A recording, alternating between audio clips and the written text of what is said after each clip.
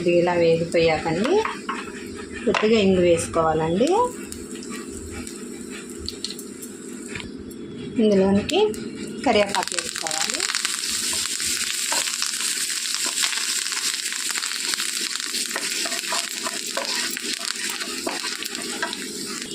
తాలింపు అనేది రెడీ అయిపోయిందండి.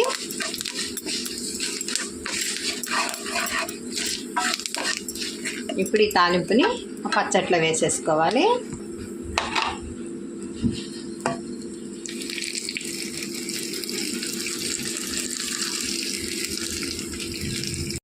అయిపోయిందండి. సులువుగా ఈజీగా టేస్టీగా దోసకాయ పచ్చడి అండి.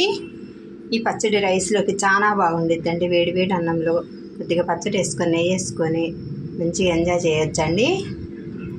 మీరు ట్రై చేయండి, లైక్ చేయండి, సబ్స్క్రైబ్ చేయండి. బాయ్ అండి.